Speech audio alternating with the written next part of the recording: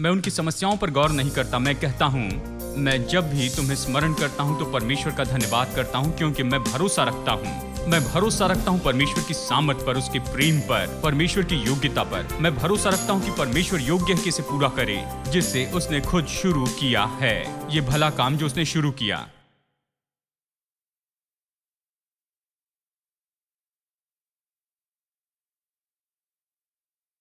आइए एक साथ परमेश्वर के वचन में चलते हैं। आइए फिलिपियों से देखते हैं। फिलिपियों अध्याय 1 वचन 3 से वचन 6 तक। मैं जब जब तुम्हें स्मरण करता हूं तब तब अपने परमेश्वर का धन्यवाद करता हूं। आनंद के साथ विनती करता हूं, इसलिए कि तुम पहले दिन से लेकर आज तक सुसमाचार के फैलाने में मेरे सहभागी हो। मुझे इस बात का भरोसा है कि जिसने तुम में अच्छा काम आरंभ किया, वही उसे यीशु मसीह के दिन तक पूरा करेगा। वो उसे मसीह यीशु के दिन तक पूरा करेगा। ध्यान दे, वचन 6 ये कहता है कि वो इस एक बात के लिए भरोसा रखता है, और वो है कि जिसने भला काम तुम में शुरू किया है, अच्छा काम आरंभ किया है, वही उसे यीशु मसीह के दिन तक पूरा करेगा। पिछले कुछ हफ्तों से हम अनुग्रह के विषय के बारे में देखते आ रहे हैं। ये परमेश्वर का अद्भुत अद्भुत अनुग्रह है। इस पूरे सीरीज का नाम हम दे सकते हैं परमेश्वर का अद्भुत अनुग्रह। लेकिन जब हम अनुग्रह को समझेंगे, केवल तभी हम अनुग्रह के साथ अद्भुत रखेंगे, नहीं तो यह केवल अनुग्रह रहेगा। जैसे हम इसे समझते हैं, आप इसके द्वारा बहुत ही चकित हो जाएंगे। अब अनुग्रह के बारे में हमारे अध्ययन में मैंने कहा कि हम 3 भागों में इसे देखते जाएंगे, और पहला है कि हमने कैसे अनुग्रह से उद्धार पाया, और दूसरा है कैसे परमेश्वर के अनुग्रह से हम अंत तक बचाए जाएंगे, और तीसरी बात हम चर्चा करेंगे हम प्रतिदिन कैसे अनुग्रह से जीते जाएं। प्रतिदिन का जीवन परिवार में, पति पत्नी के रूप में, जैसे लोग व्यापार करते हैं बाहर संसार में, मुश्किल संसार में, तो कैसे परमेश्वर का अनुग्रह हमारे जीवन में सच में इस चित्र में आता है कि कैसे वो हमारी मदद करते जाता है जीवन को सफल रूप में जीने में। यानी अनुग्रह से उद्धार पाया, अनुग्रह से बचाए जाएंगे और अनुग्रह से जी रहे हैं। ये 3 भाग हैं इस सीरीज में। पहला भाग है अनुग्रह के द्वारा उद्धार पाया, और इसे हमने कुछ हफ्तों पहले यहां पर पूरा किया है। क्यों हमें देखना होगा कि जो उद्धार है वो अनुग्रह के द्वारा हुआ। इसे इस तरह से समझना हमारे लिए बहुत ही महत्वपूर्ण है, क्योंकि बाइबल इफिसियों अध्याय 2 में कहती है, अगर आप पिछले कुछ हफ्तों से देख रहे हैं तो आप समझ पाएंगे कि परमेश्वर ने अनुग्रह से हमारा उद्धार किया, क्योंकि आने वाले समयों में वो अपने उस बहुत ही उत्तम अनुग्रह को दिखा सके। वो अपना महान अनुग्रह दिखाना चाहता है, वो प्रकट करना चाहता है कि सब लोग इसे देखें, उसका अनुग्रह। क्या यह अद्भुत नहीं? परमेश्वर चाहता है कि हम उसके अनुग्रह के बारे में कुछ देखते जाएं, और वो केवल हमारे लिए नहीं, लेकिन स्वर्ग के स्वर्गदूत भी उसके अनुग्रह के बारे में देख सके। अपने इस बहुत ही उत्तम अनुग्रह को दिखाने के लिए बाइबल कहती है इफिसियों अध्याय 2 में कि वह हमें उद्धार देता है अपने अनुग्रह से ही। तो मैंने आपको बताया है कि उद्धार तो सबसे उत्तम ऐसा उदाहरण है कि दिखाए कि अनुग्रह क्या है। अनुग्रह क्या है? अनुग्रह तो परमेश्वर की ऐसी कृपा है जिसके हम लायक नहीं थे। अगर आप चाहे कि इसे और भी विवरण के साथ में बताएं, हम ये कह सकते हैं कि अनुग्रह तो ऐसा है जिसके हम योग्य नहीं थे। ऐसी कृपा जो कि अयोग्य व्यक्ति पर हुई, जो लायक नहीं था, ऐसे व्यक्ति के ऊपर में ऐसी असीमित और बिना शर्त की परमेश्वर की कृपा मनुष्य पर हुई। अनुग्रह इसी के बारे में है। तो हमने उद्धार के बारे में देखा कि समझे कि अनुग्रह क्या है। हमने ये देखा कि कैसे जब हम पापी थे उस समय परमेश्वर वो अपने अनुग्रह से हमारे पास आता है, हमसे प्रेम करता है और उद्धार देता है। और अभी हम पिछले कुछ हफ्तों से देखते जा रहे हैं कि कैसे उसके अनुग्रह के द्वारा हमें सुरक्षित रखा जाता है। यह महत्वपूर्ण है क्योंकि लोग सोचते हैं कि अनुग्रह ऐसा है जो हम पर आता है अद्भुत चीज के जैसे कि हमें उद्धार दे, यानी उद्धार के पल में ही हम परमेश्वर के अनुग्रह का अनुभव करते हैं। लेकिन उद्धार के उस थोड़े से समय के बाद में परमेश्वर का अनुग्रह गायब हो जाता है। फिर आप अकेले रहते हैं, बाकी सारा जीवन अपने तरीके से करते हैं। यानी जानबूझकर या अनजाने में लोगों ने हमेशा इस तरह का विचार बताया। तो जब मैं छोटा था तो मैं सोचता था परमेश्वर के अनुग्रह से आपने उद्धार पाया, लेकिन बाद में यह आप पर आधारित है। क्या आप स्वर्ग के लिए खुद को योग्य बनाएंगे? क्या आप स्वर्ग पहुंच पाएंगे?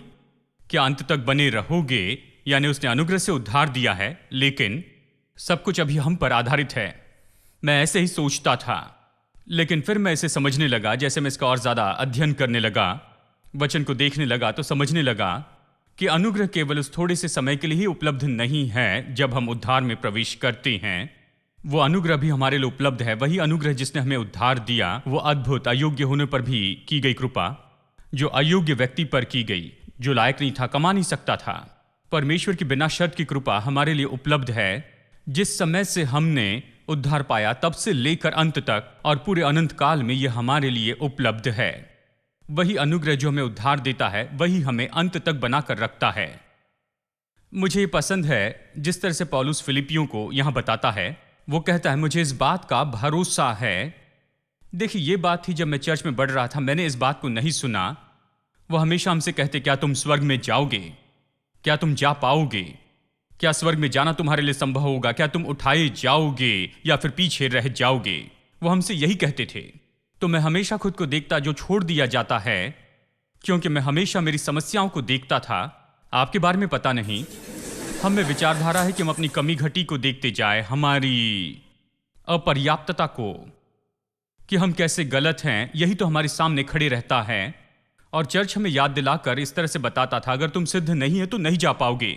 तो मैं हमेशा खुद के बारे में सोचता था कि मैं छोड़ दिया जाऊंगा और फिर बाकी सब लोग उठा लिए जाएंगे। और मैं दूसरों के बारे में भी सोचता था, क्योंकि मैं दूसरों को अच्छे से जानता था। मैंने सोचा कि परमेश्वर तो स्वर्ग में अकेला ही रहेगा, कोई भी उसके पास जा नहीं सकता है, क्योंकि कोई भी इसके योग्य नहीं है। और जब तक कि मैं अनुग्रह को नहीं समझा, कोई आनंद नहीं था, कोई खुशी नहीं थी और कोई आजादी नहीं थी। मैं जीवन का आनंद नहीं उठा पाता था, क्योंकि अनुग्रह को नहीं समझता था। फिर प्रभु के अनुग्रह के बारे में मैंने जाना। अनुग्रह तो ऐसा है जो कि अयोग्य पर की गई कृपा है। मेरे लिए प्रभु के अनुग्रह ने यही तो लाया है, ये बात कि मैं अयोग्य था। अगर मैं योग्य होता तो वहां अनुग्रह की जगह नहीं होती। अगर मैं 1 औंस के भी लायक रहता अपने कामों द्वारा, तो अनुग्रह के लिए वहां पर कोई भी जगह नहीं है। ये 2 बातें एक दूसरे के साथ नहीं होती।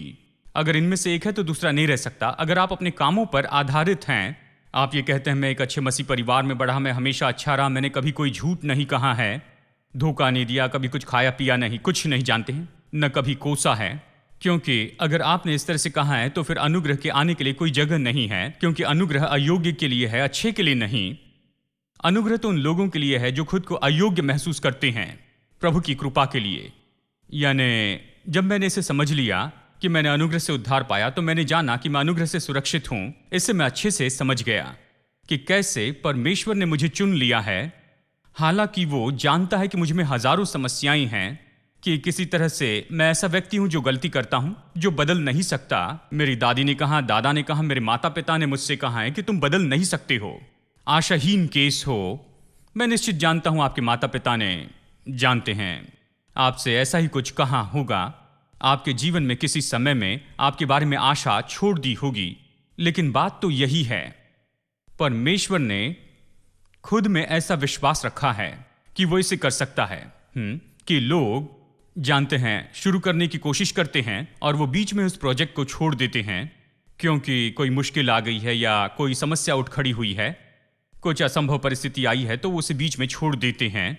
जानते हैं, उदाहरण के लिए लोग शादी करते हैं लेकिन एक साथ जीवन नहीं जी सकते हैं क्योंकि समस्या उठ खड़ी हुई है, तो कहते चलो अलग हो जाते हैं, मैं इसमें नहीं रह सकता हूं। तो वो हिम्मत हारते हैं, वो वादे तोड़ देते हैं, वो इसमें से निकल जाते हैं क्योंकि विश्वास नहीं कि अंत तक इसे कर पाएंगे। या लोग बिजनेस शुरू करते हैं और वो उसमें कुछ समस्या होती है और वो उन समस्याओं को सह नहीं पाते हैं, तो बिजनेस वहीं पर छोड़ देते हैं, बीच में ही छोड़ देते हैं। वो काम शुरू करते हैं या करियर और बीच में ही उसे छोड़ देते हैं। या कई बार वो चर्च शुरू करते हैं और उसे बीच में ही बंद कर देते हैं क्योंकि आगे नहीं बढ़ा सकते। और इस तरह से लोग आदी है कि शुरू करें और फिर भला काम शुरू करते हैं लेकिन उस भले काम को छोड़ देते हैं क्योंकि कुछ मुश्किल उठ खड़ी हुई है। लेकिन परमेश्वर अलग है, वो सर्वसामर्थी है, जिसने तुम में भला काम शुरू किया है, पौलुस कहता है, वही उसे यीशु मसीह के दिन तक पूरा करेगा। यानी कहता है कि अंतिम दिन तक वो इसे पूरा करते जाएगा। क्या ये शुभ संदेश नहीं? वो ये नहीं कहता कि मैं इसे पूरा करूंगा क्योंकि ये लोग बहुत ही अच्छे हैं और मुझे लगता है कि मैं कर पाऊंगा, मैं उनके साथ मिलकर अच्छे से काम करूंगा, ये लोग तो अच्छा सहयोग देंगे और मैं कर पाऊंगा क्योंकि ये लोग तो अच्छे हैं। उसका अपने आप में विश्वास है कि जिन्हें बदल नहीं सकते उन्हें बदल देगा, कि वो चमत्कार कर सकता है और उसमें ये सामर्थ है, उसमें ऐसी सामर्थ और योग्यता है कि वो करे जो मनुष्य नहीं कर सकता है। जो बदल नहीं सकता उसे बदल सकता है, और वो परमेश्वर कभी नहीं बदलता। देखिए, तो वो कहता है मैं इसे करूंगा, मुझ में भरोसा है कि मैं इसे कर सकता हूं। और पौलुस इस बात को समझ लिया है कि हर एक व्यक्ति जो उसकी सभा में बैठा है और हर एक को जो ये पत्र लिख रहा है, जैसे वो ये पत्री लिखता है, वो कहता है जब भी मैं तुम्हें स्मरण करता हूं परमेश्वर का धन्यवाद देता हूं। मैंने चर्च में ये नहीं सुना था, जानते हैं, वो कहता है जब भी तुम्हें स्मरण करता हूं परमेश्वर को धन्यवाद देता हूं। तुम सब के लिए जब मैं विनती करता हूं तो आनंद के साथ विनती करता हूं, मैं आनंद से प्रार्थना करता हूं। वो कहता है कि मुझे इस बात का पूरा भरोसा है कि जिसने तुम में अच्छा काम आरंभ किया वही उसे यीशु मसीह के दिन तक पूरा करेगा। वो कहता है, वो भरोसा रखता है। देखिए, लोगों को हजारों समस्याएं हैं। लोग तो कुछ ऐसे हैं जो कि सहयोग नहीं देते, वो उन्नति नहीं करते जाते हैं। कुछ लोगों का आत्मिक जीवन तो बस इतना पीछे रह गया है, वो अच्छे से नहीं कर पाते हैं। आप सिखाते हैं और वो असफल होते चले जाते हैं, लेकिन वो वहां पर खड़े रहकर उन्हें ऐसे नीचे नहीं दबाता है, जानते हैं, जो कि हमारे साथ में कई बार हुआ है। लेकिन वो वहां पर खड़े रहकर कहता है मुझे इस बात का पूरा भरोसा है। मैं जानता हूं तुम में समस्या है, जानता हूं कि कुछ लोगों को बदलना बहुत ही मुश्किल है, लेकिन मुझे भरोसा है इस एक बात पर कि जिसने अपना अच्छा काम आरंभ किया है, जिसने इस क्रिया को शुरू कर दिया है, जिसे उद्धार कहते हैं, वो इस योग्य है कि इसे पूरा कर दे। वो योग्य है। ये इसलिए नहीं कि आप योग्य हैं या फिर आप इसे पूरा कर सकते हैं या नहीं। यही तो बदलाव है, यही तो वो फर्क है जो हमें देखना होगा। देखिए, हम तो हमेशा इस बात के बारे में सोचते रहे कि क्या हम इसे अंत तक ले जाएंगे। ये ऐसी बात नहीं कि क्या हम अंत तक ले जाएंगे, लेकिन ये है कि वो इस योग्य है कि ले जाए। क्या वो इस योग्य है कि इस काम को पूरा करे जो उसने शुरू किया है। उद्धार के समय से जब उसने हम में अच्छा काम शुरू किया है, वो इस योग्य है कि इस काम को पूरा करे, उस दिन तक, यीशु मसीह के दिन तक पूरा करे। मैं ये सोचता हूं, और जब भी तुम्हें स्मरण करता हूं परमेश्वर का धन्यवाद करता हूं। वो कहता मैं हजारों समस्याओं के बारे में सोचता हूं, शायद जो तुम्हारी हो। मैं जानता हूं कि तुम में से कुछ लोग इतने अच्छे नहीं हैं कि इस तरह से कोई सर्टिफिकेट लेकर आए इस समय। वो कहता है मुझे भरोसा है, उसने अच्छा काम आरंभ किया है, वो इसे पूरा करेगा। जानते, मुझे ये मनोदशा बहुत पसंद है, और जैसे मैं पास्टर के रूप में सेवा करता हूं, पौलुस की ओर से मुझे ये बात सीखना होगा। मैं तो अपने मजबूत विश्वास को यहां प्रकट करता हूं परमेश्वर की योग्यता पर कि इसे पूरा करे। मैं लोगों की ओर देखकर निराश नहीं होता। मैं नहीं कहता मैंने सिखाया वो चर्च में आते रहे लेकिन किसी काम का नहीं, आप खुद देख लो। नहीं, मैं ये नहीं कहता। मैं इनकी ओर देखता हूं उनकी सारी समस्याओं के साथ। मैं उनकी समस्याओं पर गौर नहीं करता। मैं कहता हूं मैं जब भी तुम्हें स्मरण करता हूं तो परमेश्वर का धन्यवाद करता हूं, क्योंकि मैं भरोसा रखता हूं परमेश्वर की सामर्थ पर, उसके प्रेम पर, परमेश्वर की योग्यता पर। मैं भरोसा रखता हूं कि परमेश्वर योग्य है कि इसे पूरा करे जिससे उसने खुद शुरू किया है, ये भला काम जो उसने शुरू किया। आमीन। अब हम इसे ही तो देख रहे हैं, परमेश्वर का अनुग्रह जो हमें अंत तक रखता है। अब मैंने आपको बताया कि अनुग्रह ने कुछ प्रयोजन किए गए हैं विश्वासियों को अंत तक बचा कर रखने के लिए। वो प्रयोजन क्या है? मैंने इनमें से कुछ बातें आपको सिखाई है। एक है परमेश्वर की सामर्थ। ये प्रयोजन है जो प्रभु ने किया है। परमेश्वर की सामर्थ अभी हमारे बदले में काम करती है। मैं इसे फिर नहीं बताऊंगा, पहले बताया है परमेश्वर की सामर्थ। और दूसरी बात है परमेश्वर का प्रेम। परमेश्वर का प्रेम नहीं बदलता। हम गलती करते हैं, परमेश्वर का प्रेम नहीं बदलता, इसलिए उसका धन्यवाद। हम इसकी गारंटी दे सकते हैं कि चाहे कुछ भी हो जाए, लेकिन परमेश्वर का प्रेम कभी नहीं बदलेगा। उसका प्रेम बिना शर्त का है। उसने प्रेम करने का निर्णय लिया, इसलिए करता है। जैसे गीतकार ने कहा, मुझे पता नहीं वो मुझसे क्यों प्रेम करता है, लेकिन वो मेरी परवाह करता है। लेकिन मुझे खुशी है कि वो ऐसा करता है, क्योंकि मैं खुद की ओर देखकर कह सकता हूं कि परमेश्वर को क्यों मुझसे प्रेम नहीं करना चाहिए, लेकिन वो मुझसे प्रेम करता है। ये उसके प्रेम की अद्भुत बात है। यानी परमेश्वर की सामर्थ है, परमेश्वर का प्रेम है। तीसरी बात, परमेश्वर के पुत्र की प्रार्थना। जब वो इस पृथ्वी पर था, उसने ये प्रार्थना की केवल चेलों के लिए नहीं, लेकिन उनके लिए भी जो कि यीशु पर विश्वास करने वाले हैं। चेलों के द्वारा यूहन्ना 17 में उसने यहां पर प्रार्थना की। वो हमें भी ढांकती है कि कोई भी बेकार नहीं जाएगा, सब अंत तक बचाए रहेंगे। चौथी बात, क्रूस पर हमारे बदले में बलिदान। हमने इसके बारे में भी देख लिया है कि उसने पूरी तरह से पाप को हटा दिया है। अभी पाप के लिए उपचार है, यानी अभी जो कोई भी नरक में जाता है, ये उनके पापों के कारण नहीं, लेकिन इसीलिए है अपने पापों के उपचार को नहीं लिया, जो कि यीशु मसीह है। पाप तो अभी अविश्वासी के लिए भी कोई बड़ी समस्या नहीं है। अविश्वासी के लिए यहाँ पर पाप कोई समस्या नहीं, कोई बड़ी समस्या नहीं है, क्योंकि आप इसे समझ लीजिए, यीशु ने उसके पापों को उठा लिया, क्रूस पर मरा और पाप को दूर किया। तो अभी अविश्वासी भी जाकर अपने पापों की क्षमा प्राप्त कर सकता है और अपने पापों से शुद्ध हो सकता है। अगर कोई नरक में जाता है तो ये उसके पापों के कारण नहीं, लेकिन अपने अविश्वास के कारण से ही, ठीक है? क्योंकि उन दिनों में कुछ बीमारियों के लिए दवाइयाँ उपलब्ध नहीं थी, लोग मरते थे, लेकिन अभी उनके लिए दवाइयाँ उपलब्ध हैं। लोगों को मरना नहीं पड़ेगा, दवाइयाँ ले और जी सकते हैं पूरी उम्र तक, कोई फर्क नहीं पड़ता है। देखिए, यानी जब से प्रभु यीशु मसीह का क्रूस आया तो अभी आप लोग सच में पाप की सामर्थ से और पाप के बंधन से आज़ाद हो सकते हैं और पाप से छुटकारा पा सकते हैं। क्यों ना पाए, इसके लिए कोई कारण नहीं है। आपको विश्वास करके यीशु को प्रभु बनाना है। यानी अविश्वासी के लिए पाप कोई बड़ी समस्या नहीं। तो सवाल ये है, तो ये विश्वासियों के लिए कैसे सवाल हो सकता है?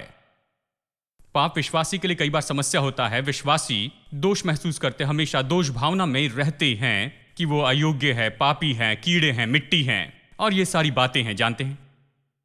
मैं नहीं समझ सकता पाप की विश्वासियों के लिए इतनी बड़ी समस्या है, क्योंकि उन्हें परमेश्वर के अनुग्रह के बारे में सिखाया नहीं गया कि कलवरी के क्रूस ने क्या किया है। पांचवी बात, हमने देखा है कि कैसे यीशु के पुनरुत्थान ने हमें अनंत जीवन दिया है।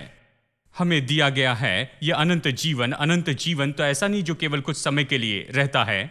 अनंत जीवन अनंत है, इसलिए इसे अनंत जीवन कहा गया है। यह आप में बना रहता है और निश्चय इसके कारण आप अंत तक ऐसे ही बढ़ते चले जा सकते हैं। और पांचवी बात, हमने देखी है कि कैसे यीशु परमेश्वर की उपस्थिति में हमारा वकील हो गया है, दो कारणों के लिए। क्यों? शैतान जो कि भाइयों पर दोष लगाने वाला है, वो परमेश्वर की उपस्थिति में हम पे दोष लगाता है दिन और रात, इस तरह से बाइबल कहती है। हमने ये देखा है। ये कारण है कि क्यों हमारे पास में वकील है कि उसके दोषों का जवाब दे सके। और दूसरी बात, कई बार पाप हमारे जीवन में आता है, जानबूझकर या अनजाने में पाप हमारे जीवन में आ जाता है और इसीलिए उस परिस्थिति से निपटने के लिए यहाँ परमेश्वर की उपस्थिति में एक वकील है। वो क्या करने वाला है? कोई नया उपाय नहीं है, ये वही पुराना उपाय है, कलवरी का क्रूस। यानी वकील वहां पर बैठता है और फिर इसके बारे में नैतिक रूप में काम करता है। वो वहां पर अपना ही लहू देता है पिता परमेश्वर के सामने, कहते हुए इसके पापों के लिए दाम चुकाया गया। भूतकाल, वर्तमान और भविष्य के पापों के लिए दाम चुकाया गया है और इसलिए ये पापों की क्षमा के योग्य है। नैतिक रूप में हमारी केस को वो लड़ता है और हमारे लिए पापों की क्षमा को प्राप्त करता है परमेश्वर की उपस्थिति में, कि हम अंत तक इसे पूरा कर सके। ठीक है, और चलिए अभी अगली बात को देखते हैं, सातवीं बात, और वो है हमारे लिए एक और प्रयोजन किया गया है कि हम अंत तक सुरक्षित रह सके, और वो है परमेश्वर ने यीशु को रखा है चरवाहे के रूप में कि हमारे जीवन में वो मार्गदर्शन करे। यीशु हमारा चरवाहा जिसे परमेश्वर ने नियुक्त किया है कि इस जीवन में हमारी अगुवाई करे और अंत तक लेकर जाए, वो हमारा चरवाहा है। अब आप जानते हैं भजन 23 तो चरवाहे का भजन है, ठीक है। यहोवा मेरा चरवाहा, मुझे कोई घटी नहीं होगी, अद्भुत भजन है। मैं जानता हूं आपको पता है, मैं भी सोचता था मुझे पता है, लेकिन कई बार जब इसे देखते हैं तो पता चलता है कि जानने के लिए और भी कुछ है। तो मेरे साथ में भजन 23 निकालिए, आज हम इसे फिर से देखेंगे। भजन संहिता 23 जहां पर रखा गया, ये अपने आप में बहुत ही अद्भुत है। ये जहां रखा गया है स्वाभाविक रूप में ये रखा गया है भजन 22 और भजन 24 के बीच में। भजन 22 और भजन 24 के बीच में आपको भजन 23 मिलता है, ठीक है। भजन संहिता 22 तो यहाँ पर यीशु मसीह के क्रूस और क्रूसीकरण के बारे में है। ये इन शब्दों से शुरू होता है। अगर आप भजन 22 को देखें तो इन शब्दों से शुरू होता है, मेरे परमेश्वर तूने मुझे क्यों छोड़ दिया। आपको याद है यीशु ने कलवरी के क्रूस पर लटके हुए इन्हीं शब्दों को कहा था। भजन 22 बहुत ही अद्भुत भजन है। मैंने बहुत साल पहले यानी 20 साल पहले इसके बारे में गुड फ्राइडे को प्रचार किया था। यह अद्भुत भजन है जहां पर यीशु मसीह का दुख उठाना बताया गया है। भजनकार दाऊद जो है वो तो केवल राजा ही नहीं लेकिन एक भविष्यवक्ता भी था। जो कुछ भी सैकड़ों साल बाद कलवरी के क्रूस पर होने वाला था वो उसके बारे में भजन 22 में बताता है। इसके बारे में सुंदर तरह से बताता है। भजन 22 क्रूस से और कलवरी से भरा हुआ है और यीशु का दुख उठाना और वो हमारे लिए क्या अर्थ रखता है। और फिर भजन संहिता 24 में यीशु के दूसरे आगमन के बारे में बताया है जो कि भविष्य में होने वाला है। यहाँ पर भजन संहिता 22 है जो कि 2000 साल पहले कलवरी की जो घटना है यहाँ पर लिखी गई है। और भजन 24 यीशु के दूसरे आगमन के बारे में कहता है और इन दोनों के बीच में मानो सैंडविच के जैसे ये है और ये है भजन 23। और ये उस समय के बारे में बताया गया है जहां पर पुनरुत्थान की बात से लेकर, यानी उसकी मृत्यु और पुनरुत्थान की बात से उस समय तक जब वो वापस आएगा, यीशु हमारे लिए इस समय के बीच में क्या करने वाला है ये बताया गया है। भजन 23 इसी के बारे में है। ये तो यीशु मसीह के वर्तमान के दिनों की सेवकाई के बारे में है। यीशु मसीह के वर्तमान की सेवकाई अपने आप में एक अध्ययन है। यहाँ थियोलॉजी में और डॉक्ट्रिन के स्टडी में इन सारी बातों का अध्ययन होता है। यीशु मसीह के वर्तमान के दिन की सेवकाई। यहाँ पर यीशु मसीह के याजक होने के बारे में बताया है, जहाँ पर वो हमारा महायाजक है, कि कैसे वो हमारा वकील है और कैसे वो हमारा चरवाहा है और ये सब। यानी ये तो यीशु मसीह के वर्तमान के दिन की सेवकाई है। और सबसे महत्वपूर्ण बात है, ये वर्तमान की बात है। अजीब बात है कि मनुष्य के मरने के बाद में भजन 23 का उपयोग किया जाता है सामान्य रूप में। उनके मरने के बाद में कब्र के बाजू में बैठकर गाते हैं, प्रभु मेरा चरवाहा है, मुझे घटी न होगी। और वो आदमी तो मर चुका है। वो वहां पर बैठकर गाते हैं या खड़े रहकर इसे पढ़ते हैं कि यहोवा मेरा चरवाहा है और मुझे कोई घटी न होगी। इस तरह से पढ़ते हैं और वो आदमी तो चला गया है। इस तरह से पढ़ना ठीक है, लेकिन ये जो भजन है, भजन 23 तो खास करके इस जीवन के बारे में बताता है। जब हम जीवित हैं तभी इस भजन का इतना उपयोग होना चाहिए, पूरा उपयोग होना चाहिए। आप देखेंगे, जैसे पढ़ता हूं, ये तो वर्तमान के जीवन के लिए जैसे हम जीते हैं, जैसे पुनरुत्थान के बाद के लोगों के रूप में, जो लोग यीशु मसीह के पुनरुत्थान के बाद में जी रहे हैं, नए नियम के विश्वासी लोग, ये तो उनके लिए उपयोगी है। आइए भजन 23 पढ़ते हैं। यहोवा मेरा चरवाहा है, मुझे कुछ घटी न होगी, या किंग जेम्स वर्जन में मुझे कोई कमी न होगी। मैं आज न्यू इंटरनेशनल वर्जन से पढ़ रहा हूं। यहोवा मेरा चरवाहा, मुझे कोई घटी न होगी। वो मुझे हरी हरी चराइयों में बैठाता है, वो मुझे सुखदाई जल के झरने के पास ले चलता है, वो मेरे जी में जी ले आता है। धर्म के मार्ग में वो अपने नाम के निमित्त मेरी अगुवाई करता है। चाहे मैं घोर अंधकार से भरी हुई तराई से होकर चलूं तो भी हानि से न डरूंगा, क्योंकि तू मेरे साथ रहता है। तेरे सोटे और तेरे लाठी से मुझे शांति मिलती है। तू मेरे सताने वालों के सामने मेरे लिए मेज बिछाता है, मेरे सताने वालों के सामने। अब इन सभी वचनों को देखिए। यहाँ पर वचन 4 अंधकार की तराई के बारे में कहता है, उसमें से चलता है और हानि से नहीं डरता है। देखिए, इस तरह से कहता है, स्वर्ग में कोई अंधकार की तराई नहीं, जानते हैं, और आप स्वर्ग में डरने वाले नहीं हैं। ये वर्तमान के जीवन के बारे में कहता है, जानते हैं। तेरे सोटे और तेरे लाठी से मुझे शांति मिलती है, चाहे मैं घोर अंधकार से भरी हुई तराई में से होकर चलूं। किंग जेम्स वर्जन ये कहता है, यानी जब हम अंधकार की तराई से होकर चलते हैं, ये तो वर्तमान के जीवन के बारे में कहता है। देखिए वचन 5, तू मेरे सताने वालों के सामने मेरे लिए मेज बिछाता है। तूने मेरे सिर पर तेल मला है, मेरा कटोरा उमड़ रहा है। अब मेरे सताने वालों के सामने तू मेरे लिए मेज बिछाता है, ये वर्तमान के जीवन के बारे में कहता है। हमारे शत्रु कहाँ पर है? स्वर्ग में है। जब आप स्वर्ग में जाएंगे वहां पर कोई भी शत्रु नहीं होगा। अंत में, जैसे अंतिम समय में ये बताता है, वहां पर शैतान घूमते फिरता नहीं रहेगा। उस समय तक शैतान को सदा के लिए बंद कर दिया जाएगा और उससे निपट लिया जाएगा, हमेशा के लिए उससे निपट लिया जाएगा। यानी हमारे शत्रु के सामने में, ये तो वर्तमान के लिए है। देखिए यहाँ पर अभी इस संसार में हमारे शत्रु हमें घेरे हुए रहते हैं और शत्रु चाहता है कि किसी तरह से हम पर काम करते जाएं, किसी तरह से हमें परेशान करे, व्याकुल करते जाएं। हम शत्रु की उपस्थिति में जी रहे हैं। संसार का ईश्वर वो तो राज्य और अधिकार करने की कोशिश करता है और वो हर तरह से कोशिश करता है कि हमारे विरुद्ध में आते जाएं। हम ऐसी परिस्थिति में जीते हैं और परमेश्वर ने हमारे सताने वाले के सामने हमारे लिए मेज बिछाई है। वचन 6 कहता है, निश्चय भलाई और करुणा जीवन भर मेरे साथ बनी रहेगी। अब इससे बढ़कर और क्या सबूत चाहिए कि ये आज आपके जीवन के लिए है, आज के जीवन के लिए। ये तो भजन है। जीते जी आपको इसका उपयोग करना है, मरने के बाद नहीं। कुछ लोग आशा करते हैं कि उनके मरने के बाद कोई भजन 23 पढ़ेगा, लेकिन अच्छा है कि आप अपने जीते जी इसे पढ़ ले।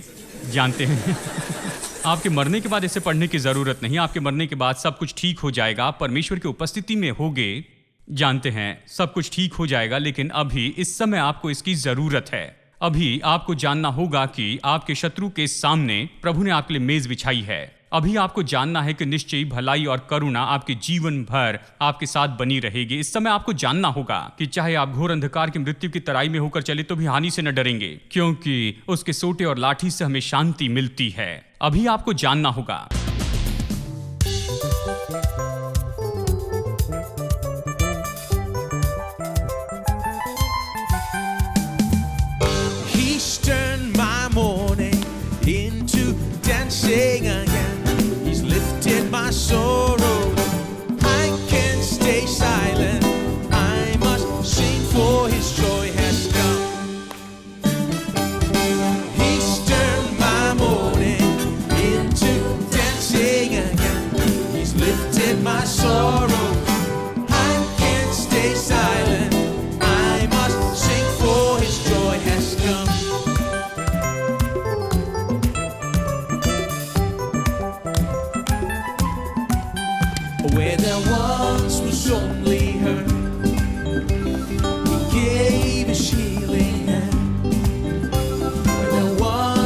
was only pain, He brought comfort like a friend. I feel the sweetness of His love piercing my darkness. I feel the bright and morning sun as it ushers in His joyful gladness. He's turned my mourning into dancing again. He's lifted my sorrow. I can't stay silent. I must sing, for His joy has come. He's turned my mourning into dancing again. He's lifted my sorrow. I can't stay silent. I must sing, for His joy has come.